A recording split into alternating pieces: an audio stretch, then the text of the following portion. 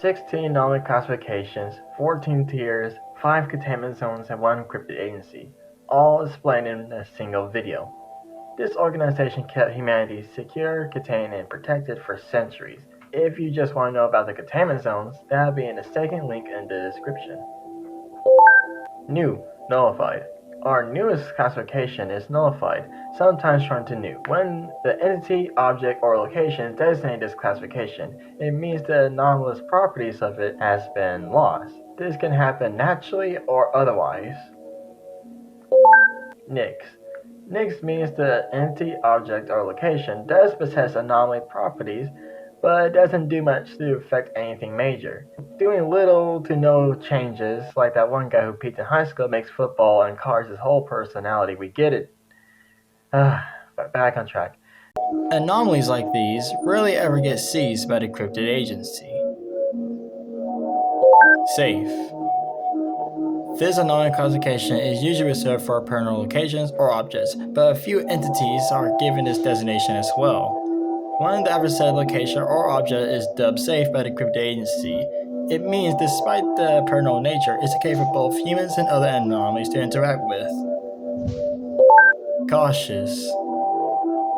The cautious classification means the anomaly held potential dangers to itself and or others.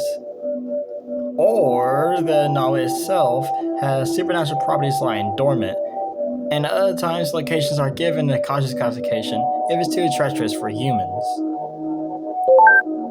Flux. The flux anomaly classification is the new and improved version of the former fluid classification. The new definition means the anomaly is unpredictable and containment protocols can be strenuous. Dangerous/highly dangerous. A bit of an obvious one. It means the anomaly is harmful to humans, but highly dangerous means the anomaly is harmful to both humans and other anomalies. X1. When an anomaly is designated in X1 classification, it means the anomaly has the ability to affect reality on a global scale, positive or otherwise. X2. The X2 classification is the same thing as X1, but the anomaly's properties stretch anywhere from a galactic, universal, or even a multiversal scale. When I say property or properties, I meant powers, by the way. X3. The X3 classification is reserved for anomalies that possess the ability to affect reality on an omniversal scale, creation and existence included.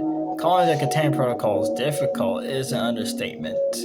It's more of a ritualistic nature to keep the X3s secured.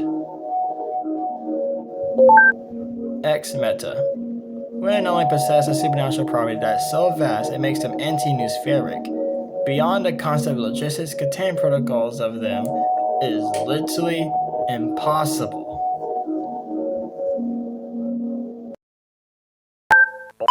Despite the name, this one is quite easy. Let me explain.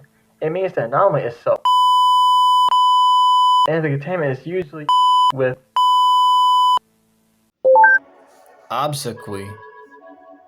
Whatever you do, you cannot stop the anomaly, and any attempts to will usually result in disasters. Omega.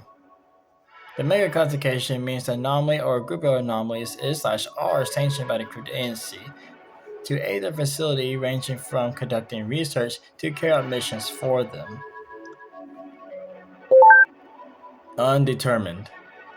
This classification is for, let's say, more complex anomalies, so complex in fact that the aforesaid classification is just a placeholder until a proper classification fits it, which can take several days or a few years for that to happen. Undesignated. All the classifications we discussed in detail in this video are interesting, right?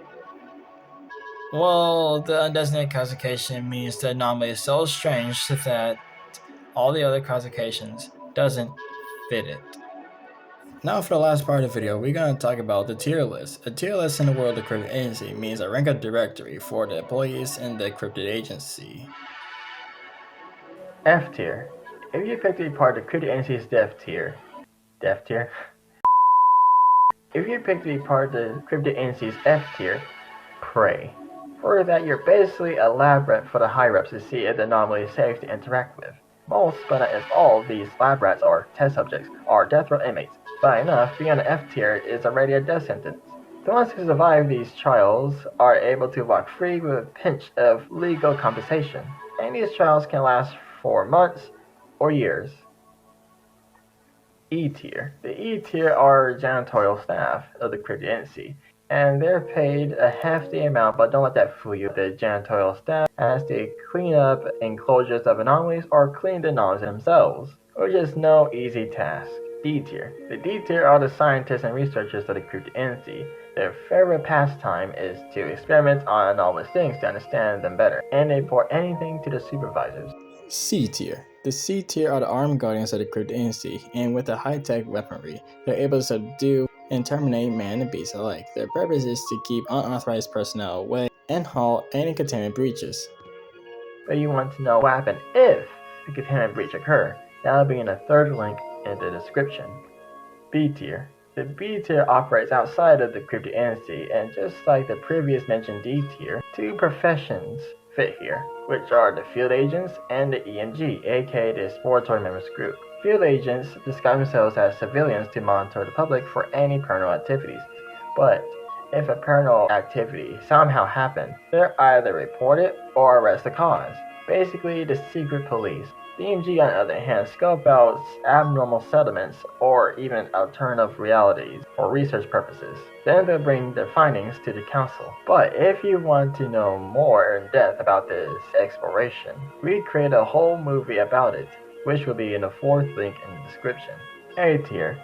Personnel with the rank of A tier is said to be one of the most trusted groups underneath the council. It's their duty to maintain order within and around the Cryptid, and most way to do is classified.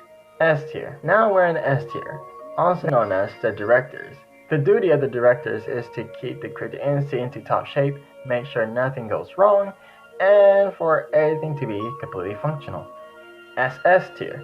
The SS tier is where the council is ranked at, but if you want to know more about their origins, that'll be in the second link in the description as well. But long story short, this started this organization over 200 years ago and continued to run it to this very day. Don't ask. They're also very secretive, even those closest to them felt so much dread. However, they show a fast intellect and they're well versed about science and technology, but nobody has ever seen their true abilities. Now for the rest of the video, other rankings exist outside the tier list, but they play a role underneath the council. Speaking of which, DSA.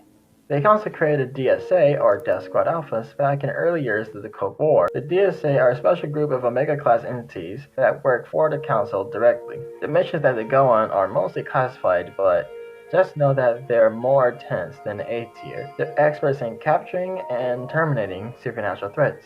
The members went as follow: Raven King, Team Leader; Iron Golem, the Hammer; Agent Orange, keep that in mind; Bones Jones, Dr. Witch, Burgundy Beldam, and Parasectoid. On April 30th, 1975, the Death Squad Alpha ceased operations after his snafu back in. Particularly, one of their members, Agent Orange, absorbed too much toxins in the area, which resulted in him to explode, which also caused casualties in both allies and enemies. Raven King was the sole survivor, however, and his mind was permanently shattered. He became violent and unpredictable, which led him to be in solitary confinement, where he remains to this very day. But this snafu was so catastrophic that it ended the war. In November of 2018, the Cryptid formed the DSA once again with new members, them being the Manhunter, current leader, Earth Guardian, Jack Frost, Aquarius, Breeze, Raiden, Mesha, and Yasei, the newest member. CTB. The CTB, also known as the Casualty Betas, are a group of well-trained specialists that track down and apprehend anomalies that pose a threat to the public. Gamma. The Gamma rank is where the agency's forensic team comes into play. The forensic unit, if you haven't guessed, covers anything in the world of forensic science, like ballistics, pathology, serology, toxicology, and anything else in between, to identify anomalies. Delta. This one is reserved for the special group of homunculi made by the council themselves to be their direct aid. They also made them wear the title of detective. Plus, the Deltas are biologically programmed to seek answers through anomalous means. Epsilon. is a bit of a unique one for it's dedicated to the Academy Center within the Cryptid, which by its own sub-tiers, which go as follows. Epsilon F. The Epsilon F is just a jumble of miscellaneous jobs inside the Academy Center. Moving on, Epsilon E, custodians. Self-explanatory, again, moving along. Now, Epsilon D is equivalent to school nurses, but these nurses are trained to mend to anomalous children. Epsilon C. Epsilon C are the ones who provide food to both staff and children within the Academy Center. In other words, canteen workers. Epsilon B.